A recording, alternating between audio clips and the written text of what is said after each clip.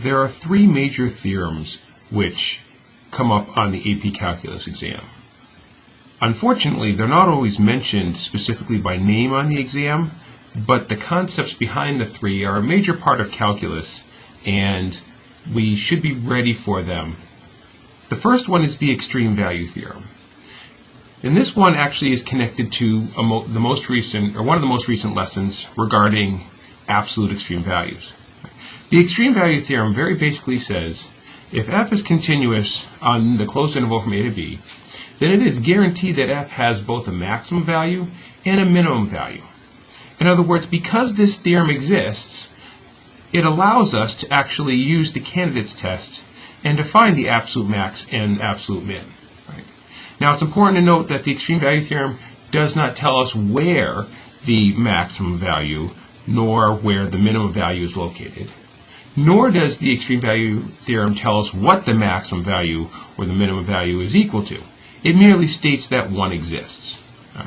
So what we're talking about here is we have ourselves some kind of interval from a to b.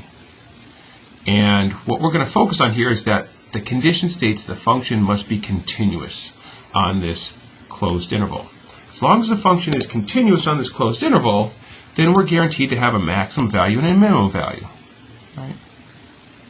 There's going to be some spot on this interval in which the function is lower than every other single spot.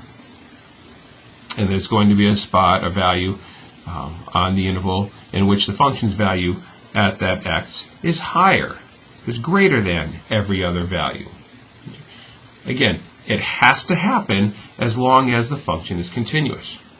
Now, one thing that students often say is, well, what about if we're talking about a function that has a horizontal line? Right? Here's a, here's b. Okay, here's our function right here.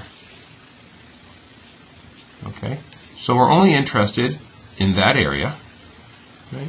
Does this function have a highest value, a maximum value, and a minimum value? And the answer is yes, it does. Do they happen to be one and the same? Absolutely.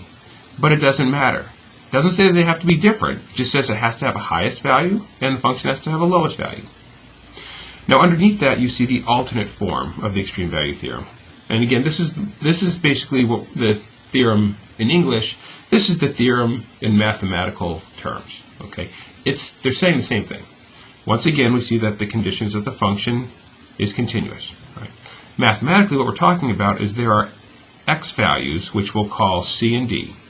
Right? And c and d fall somewhere in the interval from a to b. So maybe c is right here, or actually maybe d is right here, and maybe c is right there. Who knows? Okay? Or c is right here, and d is right there. Okay? And the idea is that the function's value at c is smaller than or less than or equal to all the other values of f. All right, so in other words, this is our absolute minimum value. That's another way of saying absolute min. And f of d, all right here, that function is greater than or equal to all the other values of f on the interval. In other words, this is our absolute max. Okay.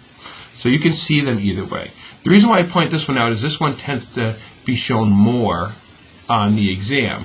So if you're seeing numbers c and d, where c is less than or equal to, or greater than or equal to, and d is less than or equal to, or greater than or equal to, this is the question writer's way of referencing the extreme value theorem. We flip over quickly to example 23.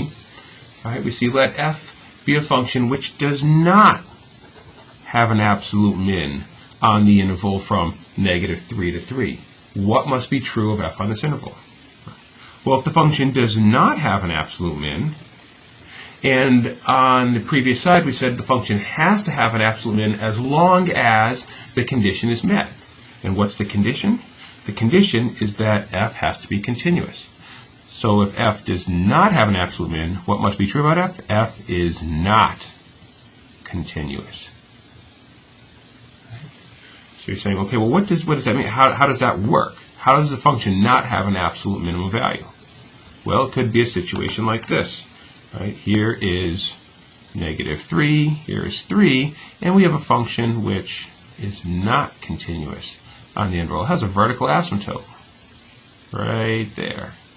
Okay, there's a situation where this function does not have an absolute minimum value because our function is heading towards negative infinity as it's near the vertical asymptote. Another situation, let me switch colors here, this time we'll have it on red, could be here's negative 3, here's 3, and here's our function. It comes down, it has a discontinuity right there, and then it goes on again. This function does not have an absolute min either, all right? Because no matter what you call that value, there's a value that's closer to it, closer to it, closer to it, but it never actually reaches where the break in the graph is.